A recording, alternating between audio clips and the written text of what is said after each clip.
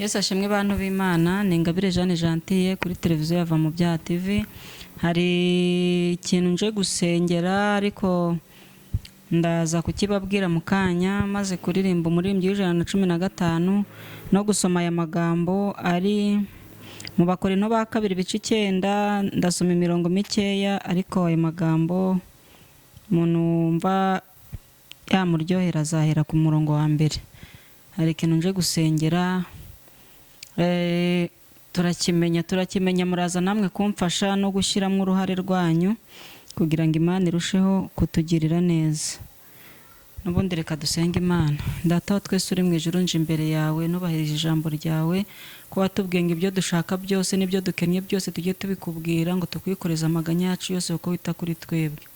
Hari ibituruhije rero, hari ibitugoye turi muri iyi si, tuje imbere yawe kugira ngo tubiguture kandi tubiture abo wiremeye, kuko wiremeye abantu baremeye imirimo myiza kandi waremye umuntu mu ishusho yawe.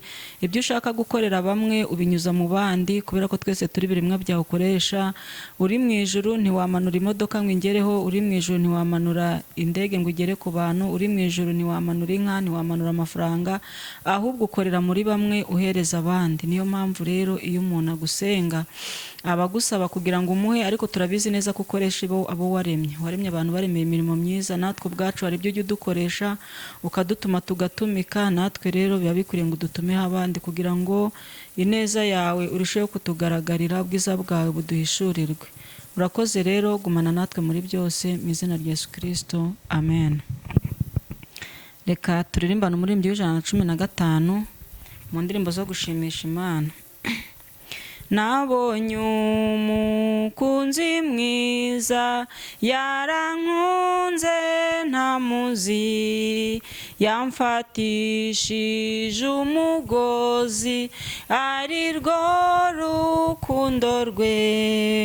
Izo ngoyi ze zanteye kubimbataye rwose, ngenduwe nawe n'uwanjye kugeza iteka ryose, ngenduwe nawe n'uwanjye kugeza iteka ryose.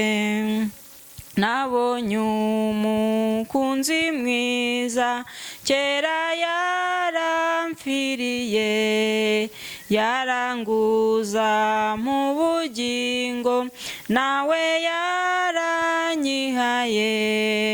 None ibintu mfite byose ntabwo nkibigundira, ibyo ntunze nanjye ubwanjye n'iby'uwo mucunguzi, ibyo ntunze nanjye ubwanjye n'iby'uwo mucunguzi.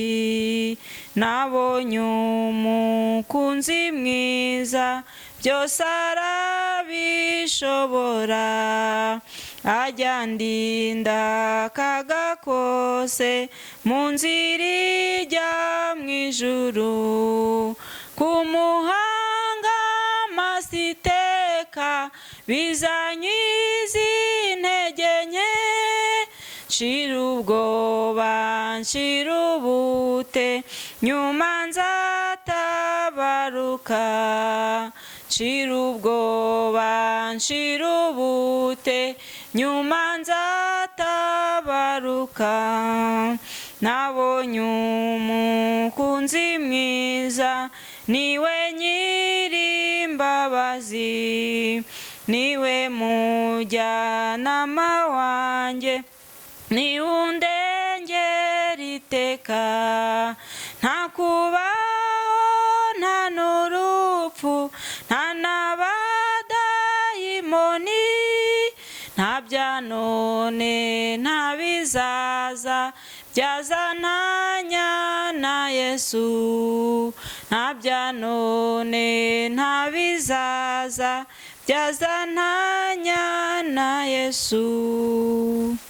Uyu muririmbyi rero nawe avuze ibintu byinshi ngo nabonye umukunzi mwiza yarankunze ntamuzi, yamfatishije umugozi ari rwo rukundo rwe, izo ngoyi ze zanteye kuba imbata ye rwose, ngenda uwe nawe n'uwanjye kugeza iteka ryose. Hanyuma igitero cya kabiri kiratubwiye ngo nabonye umukunzi mwiza kera yaramfiriye, yaranguze ampa ubugingo nawe yaranyihaye, none ibintu mfite byose ntabwo nkibigundira, ibyo ntunze nanjye ubwanjye ni iby'uwo mucunguzi. Reka rero nawe unyumva ibyo utunze nawe ubwawe ubiharire umucunguzi. Ahangaho igitero cya gatatu ngo nabonye umukunzi mwiza byose arabishobora, ajya ndinda akaga kose mu nzira ijya mu ijuru, kumuhanga amaso iteka bizankiza intege nke, nshira ubwoba nshira ubute nyuma nzatabaruke. Ahangaha iyo turimo dukorera Imana biba bisaba ngo dushire ubwoba dushire n'ubute, kuko abanyabwoba n'abatizera nta mugabane bafite mu ijuru. N'abanyabute nabo ijambo ry'Imana ryaravuze ngo wa munyabute we sanga ikimonyo ngo kikwigisha uburyo kibikira ibyo kurya mu gihe gikwiriye, hanyuma mu gihe cy'imvura kikabona ibigitunga kitakijya guhaha. Nawe rero nimba waragize umunyabute, sanga ikimonyo kikwigishe ko kugira ubutata ari byiza, kandi umunyabute ntabwo yamenya gusoma ijambo ry'Imana ngo aribike mu mutima we. Umunyabute ntabwo ushakisha inkuru z'ijambo ry'Imana, indirimbo, kujya mu masengesho ngo ashakishe Imana ashyizeho umwete, kandi ijambo ry'Imana riratubwira ngo nkunda abankunda, abanshakana umwete bazambona. Imana rero ntabwo ikunda abanyabute. Nimba uri umunyabute atari kuvuga ngo uri umunebwe mu byo gushakisha amafaranga, mu by'ubuhinzi n'ubworozi, mu byo gukora akazi ushinzwe, nabyo ni byiza, ariko birakwiriye kugira n'umwete mu by'Imana. Umuririmbyi umwe yaravuze ngo nutagira umwete mu nzira y'Imana ntuzagera mu ijuru. Kujya mu ijuru ni ugushyiramo umwete, nta mukino, ugashyiramo imbaraga. Natwe nibyo tuba twagerageje uko dushoboye. Murabizi nirukanywe mu kazi, ariko ndacyashyiramo imbaraga ngakorera Imana nigoye. Hakaba n'igihe umuntu anyohereje amafaranga yo kurya, ariko nkavuga ni sindayarya ntakoreyemo Imana, nkihangana nyine ngashyiramo umwete. Nabonye umukunzi mwiza, niwe Nyirimbabazi, niwe mujyanama wanjye, niwe undengera iteka, nta kubaho, nta n'urupfu, nta n'abadayimoni, nta bya none, nta bizaza byazantanya na Yesu. Mu ijambo ry'Imana naho hakatubwira ngo mbese ni iki cyadutandukanya n'urukundo rwa Kristo? Mbese ni inzara, ni ugupfusha, ni ukwambara ubusa, ni ukwangwa? Nta kintu na kimwe gikwiye kudutandukanya n'urukundo rwa Kristo. Icyifuzo mfite rero mbere yuko nsomera ijambo ry'Imana, abantu basengera mu nsengero cyangwa se sinzi nimba uko nabibonaga n'abari ko babibonaga cyangwa ko nabyumvaga ariko babyumvaga, nzi ko igihe cyageraga niba abantu bashaka nko gukora ivugabutumwa ryagutse, bakajya kuvuna ahantu ku gasozi, nta n'ikibanza bahafite, nta n'icyo umuntu akabatiza nk'akabanza ko gusengeramo ariko batarakagura, ariko Imana igashyiramo imbaraga, igihe kikazagera mu bwitange bw'abakristo bakagura ikibanza, mu bwitange bw'abakristo bakubaka urusengero, mu bwitange bw'abakristo bakagura ibyuma by'abaririmbyi, mu bwitange ibintu byose bikagenda neza, urusengero rukuzura n'ibikenewemo byose bikajyamo. Nanjye rero icyifuzo mfite, njye ntago ndi pasiteri, nta nubwo ndi gushinga idini, ariko ndi umuvugabutumwa kandi ukeneye ibikoresho. Hari ibikoresho byinshi rero nkeneye, ariko mu bushobozi bwanjye ntabyo nabona. Ubwo bisaba abantu bakorera Imana, nka kwa kundi twaririmbye ngo ibyo ntunze nanjye ubwanjye ni iby'uwo mucunguzi. Abantu rero bashaka gukorera Imana dufatanije, bikore ku mufuka, tugura ibikoresho uko dushobojwe kugira ngo ivugabutumwa rusheho kwaguka. Nk'ubu ngubu hari ikintu natekereje kuba nakora, ariko nacyo nyine nkiburira uburyo. Natekereje kuba najya ngendana mikorofone imeze nk'iyi mfite, icometse ku yindi mikoro bita Ransevoi, nkajya ngenda mvugira ubutumwa mu mihanda, mu masoko, mu baturage, nkagenda nyine ngendagenda kugira ngo ubutumwa bugere kuri benshi, ariko nta bushobozi bwo kubigura mfite. Ikindi, iri vugabutumwa nkorera kuri cano naryo rirampenda cyane. Ubwo nyine ni kwa kundi nababwiye ngo iyo hagize unyoherereza yo kurya, kuko murabizi singira akazi, baranyirukanye. Ibyo nazize ku bantu bakomeje kunkurikirana murabizi, abatabizi neza bakurikirana ibiganiro byabanje baraza kubona icyo nazize cyatumye nirukanwa. Cyangwa bagende ku Isezerano TV bandikemo Jeanne Gentille, cyangwa bandike Isezerano TV bashakiremo Jeanne Gentille, barahita babona icyo nazize. Narirukanwe mu kazi rero. Ubu ngubu ndiho nta kazi mfite, keretse kugerageza nyine gucuruza mitiyu na mobile money, nabwo ku gishoro gike yamba nkomoye kuyo inshuti n'abavandimwe banyoherereje. Ayo banyoherereza rero sindya ngo ndyame, simvuga ngo ndiganyira ngo sinkigira akazi, simvuga ngo ndahunika, kuko naririmbye ngo ibyo ntunze nanjye ubwanjye ni iby'uwo mucunguzi. Ahubwo ndagerageza nkageruraho make ngahaba kameramani, nta kamera ngira, nta mashine ngira, kweditinga no kwa prodinga nta gikoresho na kimwe mfite. Mbese ibintu byose biba byampenze, mba nabyishyuye amatike, ibintu byose. Nimba ndakorera inkuru kure ndatega, cyane cyane muziko nkunda gukora ibintu byo gusengera ibyifuzo ko umwuka w'Imana aba yabinyongoreye, cyangwa uko abantu baba bampamagaye bakeneye ko mbasengera. Ndagerageza, haba ari ngombwa ko njya kubikorera kure ngatega nkajyayo. Ibyo byose rero ni kwa kundi gushyiramo umwete, gushakana Imana umwete, aho Imana yavuze ngo nkunda bankunda banshakana umwete bazambona. Hari irindi jambo rero nabateguriye kandi ryo kugira ngo wiyumvemo ko ikintu cyose ukoze Imana ibishobora kuzakikwishyura. Wenda ntari nasomera ingiri, hari n'irindi tuziranyeho ry'ukuntu Petero yabajije Yesu ngo dore twe twasize byose turagukurikira, ngo twebwe ngo tuzahembwa iki? Yesu Kristo aramubwira ngo ntawagize icyo asiga ankurikiye utazagikubizwa inshuro zirenga 100 kiri mu isi, hanyuma kandi akazahabwa n'ubugingo buhoraho. Ndetse mu bigishwa ba Yesu bahawe isezerano rikomeye yuko mu gihe cyo guca imanza bazicarana na Yesu bakamufasha gucira imanza Abisiraheli. Natwe abo muri iki gihe rero hari ibyo twakora kandi Imana ikaduha inyungu yabyo. Hari aho nasomye nanone havuga ngo uhaye umukene abagurije Imana. Bivuze ngo njyewe mwiriri vuga butumwa nakwishyira mu rwego rw'abakene kubera ko nta bikoresho mfite.